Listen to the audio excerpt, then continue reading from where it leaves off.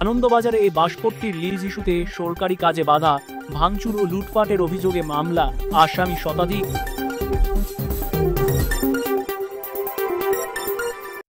আনন্দবাজারে বাসপট্টির lease ইস্যুতে সরকারি কাজে বাধা, ভাঙচুর ও লুটপাটের অভিযোগে ব্রাহ্মণবাড়িয়া সদর মডেল থানায় মামলা দায়ের করেছে প্রশাসন। ব্রাহ্মণবাড়িয়া সদর উপজেলার পৌরভূমি অফিসের ইউনিয়ন ভূমি সহকারী কর্মকর্তা মোহাম্মদ মফিজুল কবির বাদী হয়ে মঙ্গলবার সন্ধ্যায় মামলাটি করেন।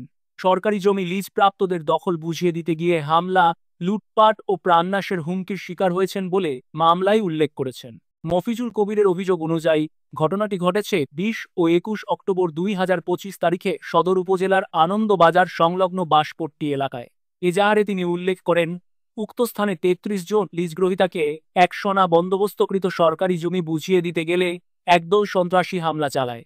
অভিযোগে উল্লেখ করা হয়েছে, মফিজুল কবির সরকারি দায়িত্ব পালনের অংশ হিসেবে ২০ অক্টোবর বিকাল ৪টা এবং ২১ অক্টোবর সকাল ১০টার দিকে লিজপ্রাপ্তদের নিয়ে জমি বুঝিয়ে দিতে যান।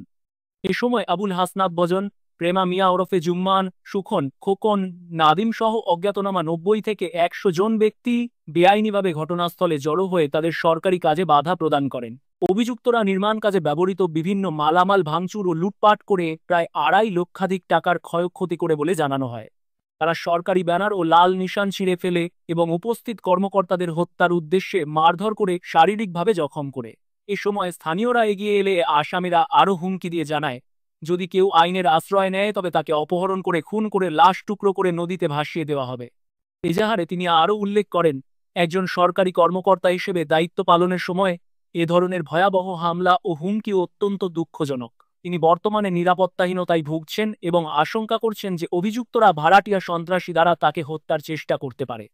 এজাহারে উপপ্রশাসনিক কর্মকর্তা কামরুল ইসলাম ভূঁইয়া, উপসহকারী ভূমি কর্মকর্তা মজিবুর রহমান সরকার, মহসিন কন্ট্রাক্টর সহ একাধিক ব্যক্তিকে সাক্ষী হিসেবে উল্লেখ করা হয়েছে।